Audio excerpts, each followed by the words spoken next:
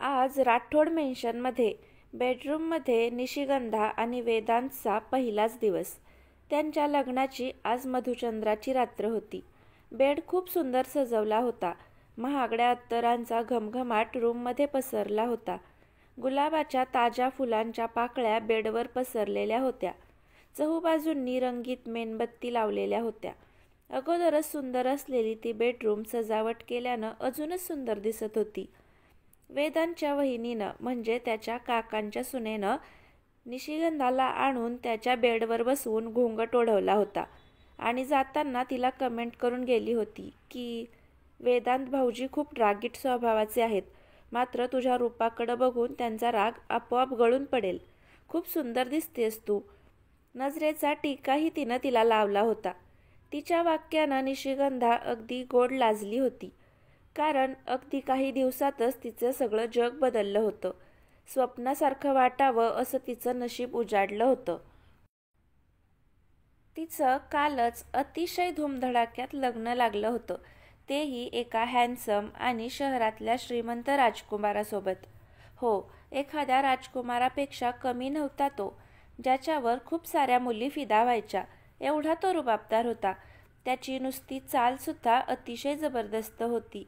पाहणारा पाहतच राहायचा. त्याची प्रत्येक स्माईल मोहून घेणारी होती.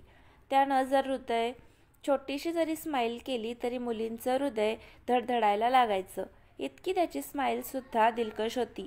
अंगापिंडानं अगदी भरदार होता. धारदार लांबलचक नाक, रंग गोरा पान, त्याचे डोळेही अतिशय बोलके होते. ज्याच्याकडं बघून त्यानं नुसती स्माईल जरी फेकली तरी स्वतःला भाग्यवान समजणाऱ्या मुली. आणि आज चक्क तो तिच्या आयुष्यात आलेला होता. त्याच्याशी तिचं लग्न झालं होतं तर तिच्यासाठी किती भाग्याची गोष्ट पाहिजे. आणि खरंच ती स्वतःला खूप भाग्यवान समजत होती. मैत्रिणींमध्ये तिचा मान वाढला होता. मिसेस राठोड म्हणून मैत्रिणी तिला चिडवत होत्या आणि ती त्यांच्यावर लटकेच रागवायची. एवढं स्वप्नवत जग तिच्या आयुष्यात आलं होतं. आणि आज तर तिच्या आयुष्याला सुंदर कलाटणी देणारा अतिशय महत्त्वाचा दिवस होता. म्हणजे सुहागरात्रीचा दिवस. एका अनोळखीशी ओळख करण्याचा दिवस, ज्याची प्रत्येक नववधू आतुरतेने वाट बघते. त्या गोड रात्रीचं स्वप्न मनात रंगवते. तो स्वर्गसुखाचा अनुभव घेण्यासाठी प्रत्येक जोडपं आतुरलेलं असतं. एकमेकांना समजून घेण्यासाठी, एकमेकांवर भरभरून प्रेम करण्यासाठी, एकमेकांची काळजी घेण्यासाठी आतुर झालेले असतात. एकमेकांना एकमेकांसोबत मधुर क्षण घालवण्यासाठी आसुसलेले असतात. एक दुसऱ्यात पूर्ण सामावून जाण्यासाठी खूप अधीरतेनं ती वाट बघत असतात, त्या मधुर मिलनाची. आणि असा तो क्षण प्रत्येकाच्या आयुष्यातला महत्त्वाचा टप्पा. तो महत्त्वाचा टप्पा तिच्याही आयुष्यात आज आला होता आणि त्या क्षणाची ती सुद्धा याआधी आतुरतेनं वाट बघत होती. आणि आज प्रत्यक्ष तो दिवस आला तर तिला अगदी धडधड होऊ लागलं. अगदी गोड अशी धडधड. धडधडत्या हृदयानं ती त्याची वाट बघत होती. खिडकीच्या फटीमधून पौर्णिमेचं लख्ख चांदणं दिसत होतं. खूप सारी ज्वेलरी तिच्या अंगावर होती. लग्नाचा हेवी जोडा होता. मात्र तिच्या आयुष्यातली ही अतिशय सुखद रात्रीचा अनुभव घेण्याच्या सुखस्वप्नातच तिला हा कुठल्याही प्रकारचा त्रास होत नव्हता. उलट त्याच्यासाठी ती सगळं सहन करायला तयार होती. खिडकीमधून दिसणारा त्या पूर्ण गोल चंद्राकडे पाहून तिच्या मनात काय आलं कुणास ठाऊक. ती गोड हसली आणि हळूच उशीला टेकून डोळे मिटले. मिटल्या डोळ्यांच्या पापण्या आड आजच्या गोड रात्रीचं स्वप्न ती बघू लागली. जणू काय वेदांत हळूच दार उघडून आत येतो आणि तिनं ओढलेला घुंगट हळूच काढतो. तिच्याकडे पाहून गोड स्माईल करून म्हणाला, खरंच निशी, या पौर्णिमेच्या चंद्रापेक्षाही तुझ्या चेहऱ्यावरचं तेज अप्रतिम आहे. या तेजानंच मी पुरता घायाळ झालो आहे. लगेच तिच्या नाजूक ओठांना हळूच स्पर्श करून तो म्हणतो, या बेडवरच्या गुलाबाच्या पाकळ्यांपेक्षाही तुझ्या ओठांच्या पाकळ्या जास्त रसदार आहेत. तिच्या ओठांवर तो हळूच आपले ओठ टेकवतो. त्याच्या त्या मादक स्पर्शानं तिच्या अंगात गोड उर्मी दाटून येते. नजरेत नजर टाकून तो म्हणाला, या तुझ्या सागरापेक्षाही खोल नजरेत पूर्ण बुडून जावं असं वाटतं. ती खूप लाजते, लाजून चूर होते. त्या स्वप्नातच तिला मैत्रिणींचा धिंगामस्ती पण आठवते, जे ह्याच रात्रीबद्दल तिला चिडवायचे. तिला खूप हसू येत होतं आणि लाजेनं तिचे गाल लाल होत होते. आणि अशातच दार उघडल्याचा आवाज तिच्या कानावर जातो. ती तिच्या मधुचंद्राच्या गोड स्वप्नातून पटकन जागी होते आणि बेडवर व्यवस्थित सावरून उठून बसते. चेहऱ्यावर घुंगट ओढून घेते. आत्तापर्यंत ज्या क्षणाचं तिनं स्वप्न पाहिलं होतं ते स्वप्न आता सत्यात उतरणार होतं. ती वाट बघत होती. तो क्षण अगदीच जवळ आला होता. वेदांत तिच्या अगदी जवळ उभा होता. तिच्या हृदयाचे ठोके जोरजोराने पडत होते. वेदांतच्या तिच्या जवळ नुसत्या उभ्या राहण्यानं सुद्धा ती थरथर कापत होती. अगदी गोड हुडहुडी तिच्या मनात भरली होती. तिला वाटलं तो आत्ता कुठल्याही क्षणी माझ्यासमोर बसेल आणि माझा घुंगट वरती उचलेल. आणि तो खरंच तिच्या जवळ बसला, मात्र समोर नाही, तिच्या बाजूला. बसण्याअगोदर बेडवरच्या गुलाबाच्या पाकळ्या त्यानं पूर्ण फेकून दिल्या आणि तिला म्हणाला, हे असं काय बसलीयस तू घुंगट ओढून? चल जा, ही एवढी हेवी साडी काढून टाक आणि हे सगळे दागिने पण काढून ठेव. झोपताना असं कुणी घालून झोपतं का? त्याचं हे बोलणं ऐकून ती अगदी शॉक झाली. थोडा वेळ तिला काहीच सुचलं नाही. ती तशीच बसून राहिली. शेवटी तो हसला आणि गाण्याच्या चालीत म्हणाला, सुहानी रात है, घूंघट उठा रहा हूँ मैं. आणि हळूहळू तिच्या घुंगटला तो हात लावत होता. तिला काहीच कळत नव्हतं. तिच्या पायांच्या अंगठ्यांची हालचाल करून सहज चाळा चालू होता. खाली मान घालून बसली होती. हा खरंच घुंगट उतरवत आहे की काय करणार आहे तिला काहीच समजत नव्हतं. ती काहीच न बोलता अगदी ढिम्मपणे तशीच बसून राहिली. शेवटी त्यानं गाणं थांबवलं आणि जोरात तिचा घुंगट फेकला आणि म्हणाला, अगं बहिरी आहेस का तू? तुला कळत नाही का? जा आणि हे कपडे ज्वेलरी सगळं उतरून ये. अनपड गवारसारखी घुंगट ओढून बसलीस. कुठल्या जमान्यात जगते आहेस? हे घुंगट उतरवणं वगैरे फिल्ममध्ये असतं हे सगळं. फिल्मी जगात नाहीस तू. बसली मस्तपैकी घुंगट ओढून. ह्या असं म्हणून तुच्छतेने तो तिला म्हणाला, हे असं कपडे ज्वेलरी घालून झोपशील का तू इथं? तिनं हळूच नाही अशी मान हलवली आणि बेडवरून खाली उतरली. त्याचं असं धसमुसळेपणानं वागणं पाहून तिच्या डोळ्यात टचकन पाणी आलं. तरीही आज आपली आयुष्यातली सुहागरात आहे म्हणून तिनं स्वतःला सावरलं. डोळ्यातलं पाणी पडणार नाही याची दक्षता घेत ती आरशाजवळ गेली आणि एक एक करून सारी ज्वेलरी अंगावरून उतरवली. अश्रू डोळ्यातून सांडू नये म्हणून दक्षता तर खूप घेतली, पण तरीही 2-3 अश्रूंचे टपटप मोती पडलेच खाली. नाही रोखू शकली ती. थोडा वेळ तिला वाटत होतं की खूप हुंदके देऊन रडावं, पण कोणाजवळ रडणार? तिला सावरणारा खांदा तिथे नव्हता. ज्याची आत्तापर्यंत तिनं अपेक्षा केली होती तो तिला आता वेगळाच भासत होता. तिनं साडी काढली आणि नाईट ड्रेस घालून ती पुन्हा बेडजवळ आली. त्यानं तिच्याकडे बघितलं आणि म्हणाला, खूप वेळ लावतेस तू प्रत्येक कामाला आणि तुला हे माहीत आहे या रूममध्ये आपल्या दोघांशिवाय तिसरं कोणी नाही, तर अजून नाईट ड्रेस का घातला? या कपड्यांचा अडसर काय कामाचा? त्याच्यानं काय मजा येणार आहे? त्यानं अगदी एका हिसक्यात तिच्या अंगावरचा नाईट ड्रेस वेगळा केला. त्याचं ते कृत्य बघून तिला जोरात ओरडावं असं वाटू लागलं. गळ्यातून हुंदका बाहेर पडून पाहत होता. तिनं कसं तरी तोंडावर हात ठेवून आपला आवाज रोखला. कारण तिथे त्या बंगल्यात तिला समजून घेणारं, तिला सावरणारं असं कोणीच नव्हतं. उलट तिचंच नाव बदनाम झालं असतं बाहेर जर तिचा आवाज गेला असता तर. त्यानं तिचे कपडे ओरबाडून फेकले. तिचं मुलायम मऊ सुंदर नाजूक शरीर पूर्ण उघडं पाडलं. दोन्ही गुडघे जवळ घेऊन हाताच्या मुठी गळ्याला लावून स्वतःचं शरीर झाकण्याचा असफल प्रयत्न ती करत होती. मात्र तिचं ते गोरपान सुंदर शरीर बघून त्याला जास्त चेव चढला. त्यानं तिच्याकडे बघून राक्षसी हास्य केलं आणि एका हिसक्यात तिचे दोन्ही पाय ओढून तिला बेडवर सरळ झोपवलं. त्याच्या अशा कृत्यानं तिच्या नाजूक शरीरात सनक भरली. वेदनेनं ती कळवळली, पण त्याला मुळी तिची दयाच आली नाही. तिचं पूर्ण शरीर पाहून त्याच्यात हराम शिरला. तिला किती वेदना होत आहेत याचा जराही चिंता न करता तिच्या शरीरावर तो अधाशासारखा तुटून पडला. तिनं त्याला हात जोडून विनंती केली की प्लीज, मला खूप वेदना होत आहेत, प्लीज थोडं समजून घ्या ना. पण तिच्या याचनेने तो जास्त चिथावला. तो तिला म्हणाला, ए गप्प रहा, उगीच बडबड करू नकोस. बायको आहेस तू माझी आणि मला पुरेपूर सुख देणं तुझं कर्तव्य आहे. अशी बलात्कार झाल्यासारखी काय ओरडत आहेस? नवरा आहे मी तुझा, हक्क आहे माझा तुझ्यावर. एवढे नखरे दाखवायचे होतेस तर लग्न कशाला केलंस? खूप वेळपर्यंत त्यानं तिच्या शरीराचे लचके तोडले. तिच्या मनाचा, तिला होणाऱ्या वेदनांचा कुठलाही विचार न करता तिला तो खूप त्रास देत राहिला आणि खूप वेळानंतर थकून शांत झाला आणि तिच्याकडं पाठ फिरवून झोपी गेला आणि लगेच घोरायला लागला. ती मात्र वेदनेने तडफडत होती, मुसमुसून रडत होती. याच वेळेला तिला आत्तापर्यंतच्या तिच्या आनंदी आयुष्याचा भूतकाळ आठवला. याच्याशी लग्न जमलं तेव्हापासून आपण किती खुश होतो हे सगळं तिला आता आठवू लागलं. किती स्वप्न बघितले होते आपण हे तिला आठवलं आणि क्षणार्धात सगळ्या स्वप्नांचा आज चक्काचूर झाला होता.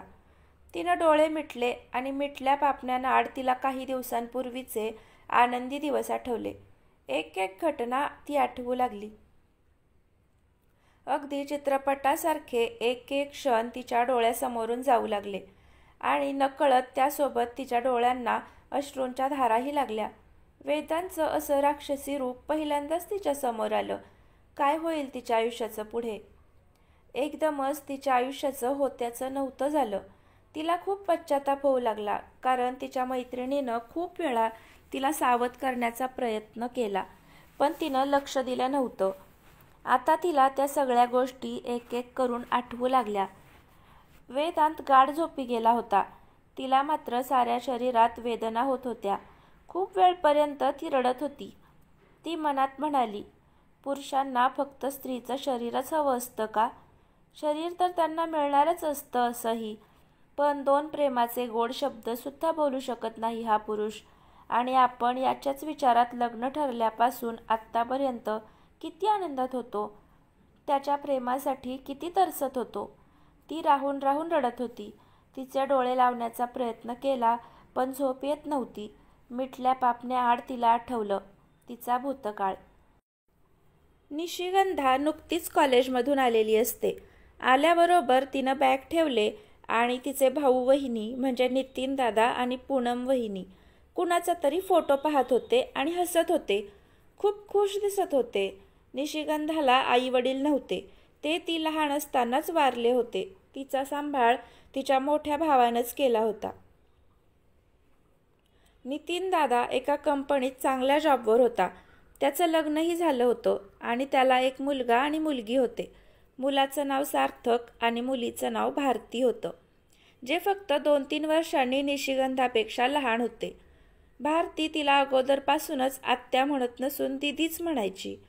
आत्ता नितीनदादांनी आणि पूनम वहिनीनं निशिगंधाच्या लग्नाचा घाट घातला होता. तिच्यासाठी स्थळं येऊ लागले होते आणि एक स्थळ त्यांना पसंत आलं. एवढ्या श्रीमंत घराण्याच्या मुलानं आपल्या निशीला कसं पसंत केलं हे त्यांनाही नवल वाटत होतं, कारण त्यांच्या आवाक्याबाहेरचं ते स्थळ होतं. निशिगंधा त्यांच्या जवळ आली आणि म्हणाली, काय बघताय दादा वहिनी? वहिनी म्हणाली, बघ तुझा राजकुमार. वेदांचा फोटो त्यांनी तिला दाखवला आणि फोटो पाहून तर ती अगदी थक्क झाली. तिनं त्याला अगोदर पाहिलं होतं आणि ती त्याला ओळखतही होती. तो दिल्ली शहरातला एक श्रीमंत 5 स्टार हॉटेलचा मालक होता. दिसायला अगदी देखणा, अगदी गोड स्माईल देणारा.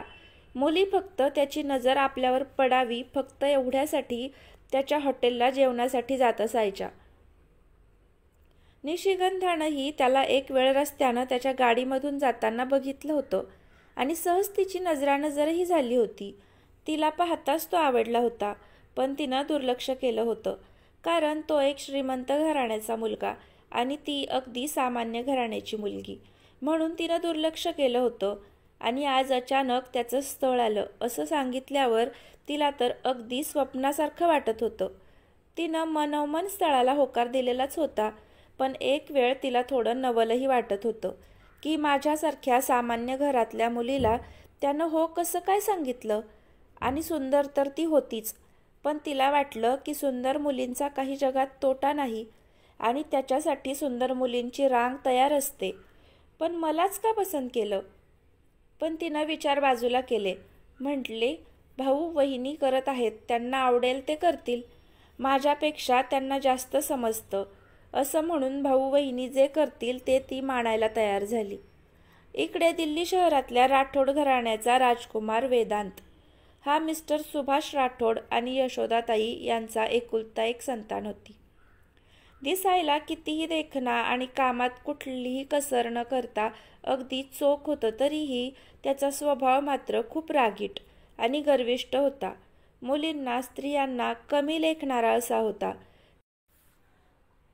त्याच्या मते फक्त पुरुषांचीच सत्ता घरावर सगळीकडे असते आणि स्त्रिया, मुली फक्त पुरुषांच्या उपभोगाची वस्तू असते आणि घरातील कामं त्यांनी सांभाळावी. आम्हा पुरुषांची काळजी घ्यावी, आमच्या हाताखालीच राहायचं, पुरुषांची मर्जी सांभाळावी, एवढं स्त्रियांचं काम असतं. हे त्यानं मनात पक्क ठरवलं होतं. घरात त्याच्या अशा स्वभावाला आईवडीलसुद्धा कंटाळले होते. पण त्यांनी ठरवलं की त्याचं लग्न करायचं, म्हणजे बायको घरात येईल आणि त्याचा स्वभाव थोडा बदलेल. त्याला गोड बोलून ते सांगायचे की तुझं लग्न करू, पण तो लग्न करायला तयारच व्हायचा नाही. खूप सारे मुलींचे फोटो त्याच्या आईवडिलांजवळ होते. त्यातच निशिगंधाचाही फोटो होता. तो खूप रागवायचा सगळ्यांना, आरडाओरडा करायचा की मी जे करीन ते, माझ्यासमोर कोणीही काही मला करायला सांगू नका, असं सांगायचा. असाच एक दिवस तो त्याच्या रूममध्ये गेला आणि त्याच्याच टेबलवर भरपूर मुलींचे फोटो पडलेले होते. त्या फोटोतच निशिगंधाचा फोटो डोकावताना त्याला दिसला आणि नकळत त्याने तो फोटो उचलला आणि बघू लागला. निशिगंधाचा फोटो त्याच्या अगदी मनात भरला, कारण निशिगंधा सामान्य घरातली मुलगी असली तरी तिचं रंगरूप मात्र असामान्य होतं. बघणाऱ्याला भूल पडावी एवढी ती सुंदर होती. तिचे नाजूक ओठ अगदी पान खाल्ल्यासारखे गुलाबी चटक होते. चेहरा खूप गोड आणि गोरा पान, अगदी तुकतुकीत त्वचा होती तिची. जणू हात लावताच तिच्या त्वचेवर रॅशेस पडतील असं वाटायचं. तिचे केससुद्धा अगदी रेशमी मुलायम होते.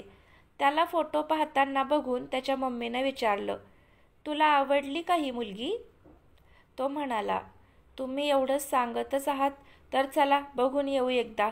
तिच्या घरी कळवण्यात आलं, आम्ही बघायला येतो आहे म्हणून. ती सामान्य घरातली मुलगी असली तरी त्यानं एकदाचं लग्नाला हो म्हटलं, हेच त्याच्या फॅमिलीसाठी खूप होतं. म्हणून तो जे सांगेल ते त्यांनी मान्य केलं.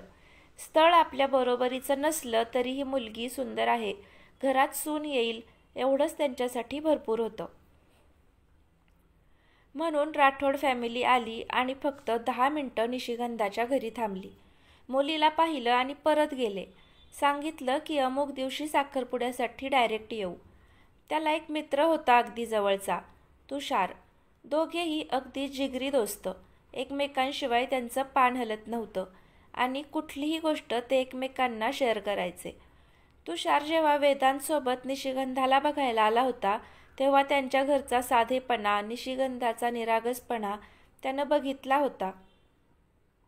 म्हणून तुषारला निशिगंधाबद्दल थोडी काळजी वाटत होती.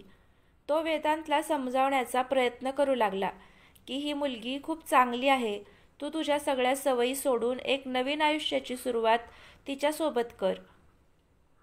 वेदांत फक्त हसला होता. त्याला काही उत्तर न देता. आज तिचा साखरपुडा होता. करंदीकरांचा छोटासा बंगला आज खूप सजवलेला दिसत होता. म्हणजे सजावट अजून अर्धीच होती, पण खूप धांदल उडाली होती. घरातल्या प्रत्येकानं स्वतःला कामात जुंपून घेतलं होतं. त्या बंगल्याचा मालक नितीन दादा हातात बाजाराच्या पिशव्या घेऊन आलेत आणि अंगणात रांगोळी टाकणारी आपली मुलगी भारतीला म्हणाले, अगं उरक लवकर, अजून तुझी रांगोळीच काढली जात आहे का?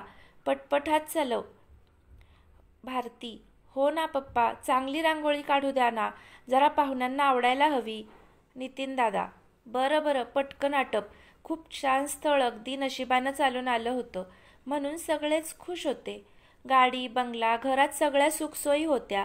शहरातल्या श्रीमंत व्यक्तींमध्ये त्यांची गणना होत होती आणि तोच तरुण आज निशिगंधाच्या घरी त्याच्या फॅमिलीसोबत साखरपुड्यासाठी येणार होता. अगोदर दोघांनी एकमेकांना बघितलं होतं. निशिगंधाला तो पाहिल्याबरोबर आवडला होता, मात्र लग्नासाठी एवढा इंटरेस्ट नव्हता, म्हणून निशिगंधाला त्यानं धड पाहिलंसुद्धा नव्हतं आणि बोलला पण नव्हता. कॉल करून कामाच्या निमित्तानं तो पटकन निघून गेला.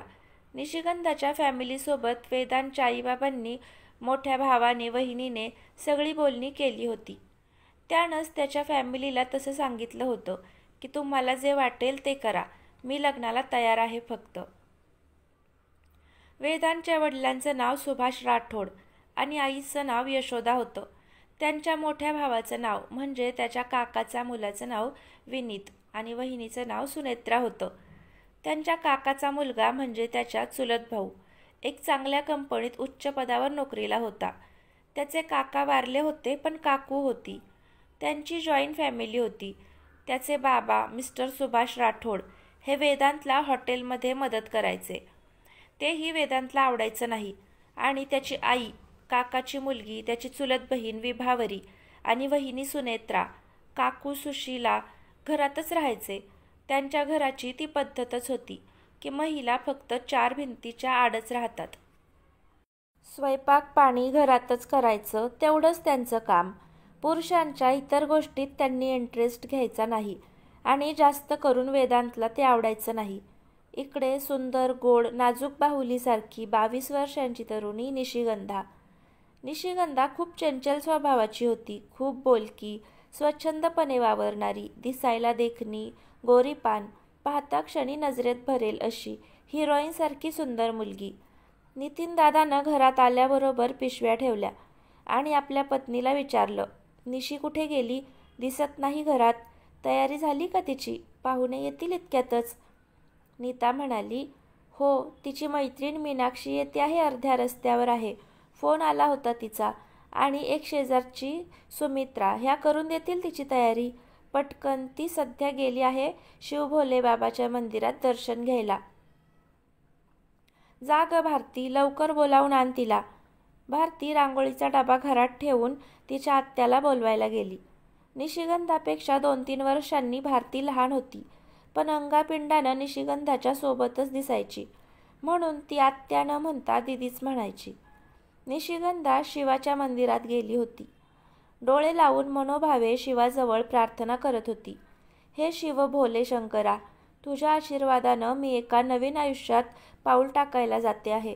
मला आशीर्वाद दे. माझ्या नवऱ्याच्या सुखदुःखात मी सतत उभी राहीन ही शक्ती दे. माझ्या पतीनं सुद्धा माझ्यावर खूप खूप प्रेम करावं अशी माझी इच्छा आहे. असं बोलताना मात्र ती एकटी होती, तरीही खूप लाजत होती. पुढे म्हणाली, माझ्या सासरी एक सून म्हणून, माझ्या घरवाल्यांनी आणि एक आयुष्याची जीवनसंगिनी म्हणून मला माझ्या होणाऱ्या नवऱ्यानं सुद्धा सन्मान दिला पाहिजे. बस देवा, दुसरं काही नको मला. ती प्रार्थना करत असताना भारती गुपचूप ऐकत होती. तिची प्रार्थना करून झाली, नवस बोलून झाला आणि भारती तिच्या समोर येऊन उभी राहिली आणि हात उंच करून म्हणाली, तथास्तु पुत्री, तुझी प्रार्थना जरूर सफल होईल. तेरा पती तुझे पलकों पे बिठाए. आवाज ऐकून निशिगंधानं एकदम डोळे उघडले समोर भारतीला बघून. अरे भारती, तू खूप नटखट आहेस बरं. थांब, तुला मारतेच मी. भारती कान पकडून सॉरी दीदी म्हणते आणि पुढे पळते. पुढे जाऊन परत तिला वाकुल्या दाखवते आणि गाणं म्हणते, ओ दीदी क्या कह के उनको बुलाओगी, दूल्हा बन के जो आएगा. लटक्या रागानं निशिगंधा भारतीकडे बघते आणि तिला मारायला धावते.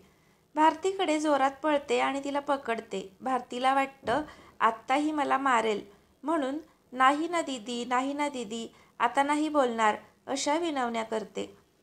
निशिगंधा तिच्याकडे रागाने बघत असते आणि एकदम तोंडातून तिच्या फुसकण हसू बाहेर निघतं. देवाच्या पटांगणातच ती नाचायला लागते. गाणं म्हणते, ए जी ओ जी हम ना कहेंगे, हम तो इशारों से बातें करेंगे. तिच्यासोबत भारती पण नाचायला लागते. दोघी आत्या भाची नाचण्यात बेधुंद होतात. भारती विसरते की आपल्याला बोलवायला पाठवलं आहे.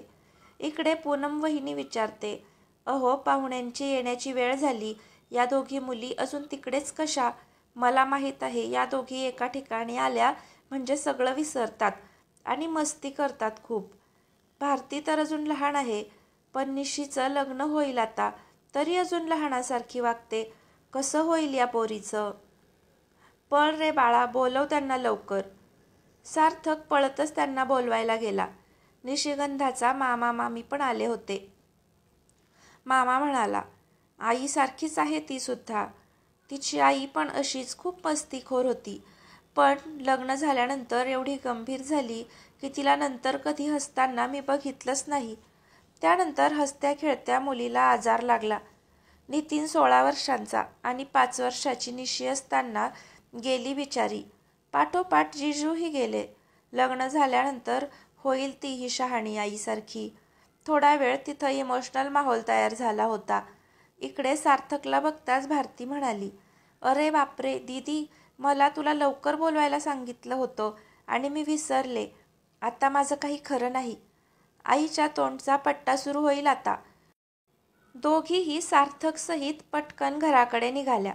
घरी आल्याबरोबर पूनमनं आपल्या मुलीला अगोदर झापलं आणि निशिगंधाला सांगितलं की जा पटकन, तुझ्या रूममध्ये तुझ्या मैत्रिणी बसल्या आहेत, पटकन तयार हो, नाही तर अजून मैत्रिणी आल्या म्हणून एकमेकांना टाळ्या देत खिखी करत बसू नका उगाच. जी हुजूर, आपका हुकुम सर आंखों पे. निशिगंधा नाटकीपणे वहिनीला बोलते आणि तिच्या रूमकडे जाते. तिच्या जाण्याच्या दिशेनं बघत पूनम वहिनी हसते आणि म्हणते, काही खरं नाही या मुलीचं, कसं होईल देव जाणे, असं कपाळाला हात लावून म्हणते आणि किचनकडे जाते. जाताना पण तिची वटवट चालूच असते. कुठल्या गोष्टीला सिरियस म्हणून घेत नाही ही मुलगी. विद्या, प्राजक्ता, सुकन्या तिच्या रूममध्ये बसलेल्या होत्या.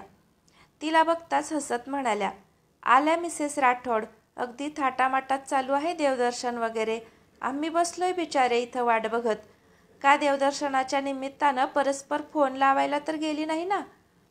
निशिगंधा, ओय, तुम्हालाही माहीत आहे मी अगोदरपासून शिवमंदिरात सकाळी अंघोळ करून दररोज देवदर्शनाला जाते, त्यात काही खंड पडला नाही, म्हणून आजही गेले. आणि मोबाईलचं म्हणतेस, तो बघ चार्जिंगला लावलेला दिसतो आहे ना. कॉल कुठून करणार? विद्या तिला म्हणाली. ओके, ते जाऊ दे ग निशी, पण सांग ना, कुठल्या देवाला नवस केलास तू? तो फेडायला गेली होती का? एवढा हँडसम आणि श्रीमंत नवरा मिळवला. सुकन्या, बघ ना, लाखो मुलींच्या दिलाची धडकन असणारा वेदांत च्या हृदयात एकटी निशिगंधा जाऊन बसली होती. कुठे भेटली होतीस ग त्याला? कसं पटवलं? ये मात्र छुपा रुस्तम निघाली बरं. त्याच्याबद्दल मुली तोंड भरून कौतुक करायच्या आणि तू त्या मुलींना वेडपट म्हणून सोडून द्यायची आणि तूच त्याच्या हृदयात जाऊन बसली सगळ्यांच्या अगोदर. निशिगंधा, अरे यार, तुम्ही मला तयार करायला आला आहात की नुसत्या गप्पाच मारणार आणि मला चिडवत राहणार? पटापट मेकअप करा माझा, आवडायला पाहिजे ना मी तुमच्या जिजूंना. ती थोडंसं लाजत हसत म्हणाली. आणि मी नाही बसले त्याच्या हृदयात, तोच येऊन बसला माझ्या हृदयात. मी काय करणार? विद्या, हो का? बघा किती निर्लज्ज आहे ही. कशी स्वतःच तयार करायला सांगते स्वतःला आणि स्वतःच्या नवऱ्याबद्दलही कशी बोलते आहे. अजून झाला पण नाही तो. उतावळा नवरा, गुडघ्याला बाशिंग, अशी गोष्ट आहे तुझी. निशिगंधा, उतावळा नवरा नाही ग, नवरी आहे मी. सुकन्या, हो हो, तेच ते, समजलं आम्हालाही. चल, आम्ही असं ऐकलं आहे की तुझ्या सासूनं खूप मोठे गिफ्ट दिले आहेत, दाखव आम्हाला अगोदर. तिला जेव्हा बघायला आले होते तेव्हाच तिच्या सासू सासऱ्यांनी दिलेले गिफ्ट तिने त्यांना दाखवले. खूप महागडी गिफ्ट मिळाले होते तिला, मोत्याचे हार, बांगड्या, ज्वेलरी वगैरे सुद्धा. प्राजक्ता म्हणाली, खरंच निशी, तुझं नशीब लई जोरदार आहे. नवराही लाख मोलाचा गटवला आणि त्यासोबत जबरदस्त श्रीमंतीही. मज्जा आहे तुझी. विसरणार नाही ना या तुझ्या गरीब मैत्रिणींना. निशी, ए बस कर ना यार आता, रडवशील का मला? कितीही श्रीमंत असू दे किंवा काहीही असू दे, पण असतील तर अनोळखीच लोकच ना ते. तुमच्यासारख्या मैत्रिणी, माझे वहिनी, दादा, भाचरे नसतील ना तिथं. लग्नानंतर अगोदर मला धडधड होत आहे. कसं होणार माझं? राहू शकणार का मी तिथं? त्या घरातले रीतिरिवाज नियम सगळेच वेगळे असतील. माझ्यानं होईल का सगळं पूर्ण, ही भीती वाटते मला खूप. मैत्रिणी तिला सांगू लागल्या. अगं सोड, टेन्शन कशाला घेतेस, जीजू आहेत ना, ते असतील तुझ्यासोबत नेहमी. आपला नवरा आपल्यासोबत राहील या विचारांनी. आणि वेदांतचा चेहरा डोळ्यासमोर येऊन तिच्या चेहऱ्यावर लाजेची लाली पसरली. तिचे गाल आरक्त झाले. मैत्रिणी हसू लागल्या. अरे लाजली आमची निशी. सुकन्या, अरे यार, ही लाजताना किती गोड दिसते. इथं मला असं वाटायला लागलं की देवा, मला मुलगा का नाही बनवलं, मीच हिला पळवून नेलं असतं. मी मुलगी असून माझी ही हालत, तर वेदांत जीजूंची काय हालत होणार विचार करायलाच नको. सगळ्या खी खी करून हसू लागल्या. निशीचा चेहरा लाजून लालेलाल झाला. लाजतच ती सुकन्याला म्हणाली, हट चावट कुठली, काही पण बोलतेस. त्यांचं हसणं खिदळणं ऐकून वहिनी आली. अगं झालं का तुमचं, केलं का तिला तयार? हो वहिनी, कधीच तयार केलं.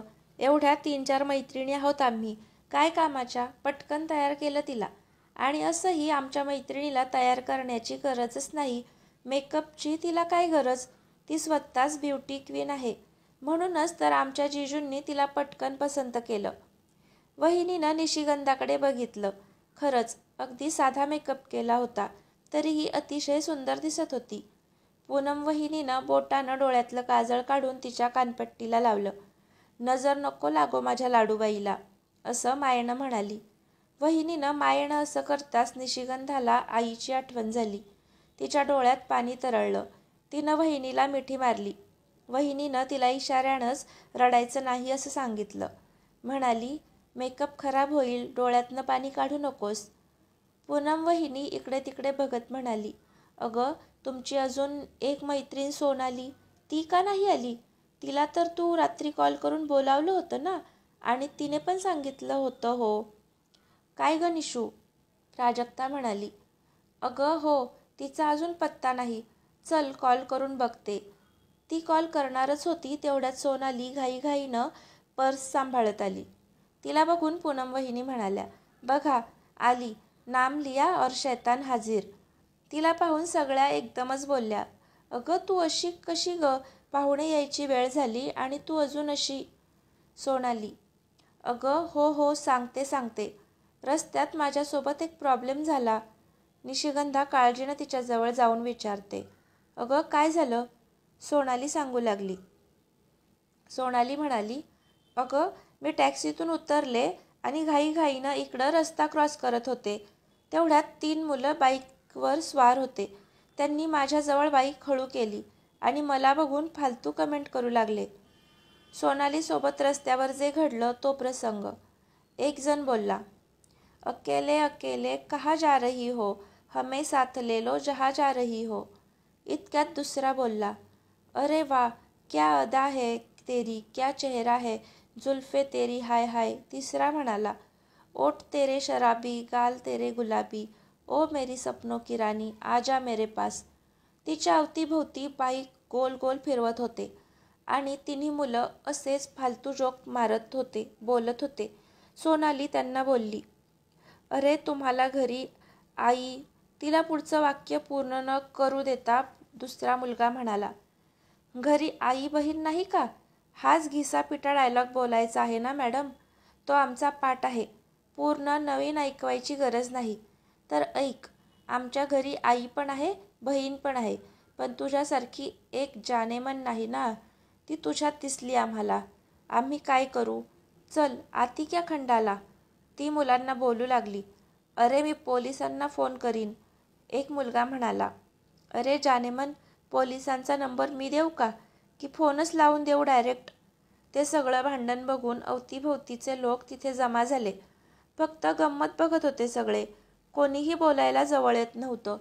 सोनाली लोकांना म्हणाली, अरे तुम्ही सगळे पुरुषच आहेत ना, एका मुलीवर हा प्रसंग आला तर नुसते गंमत बघत आहात, कोणीच बोलत नाही ह्या नालायकांना. ती मुलं जोरात ओरडले, ए नालायक कोणाला म्हणते आहेस?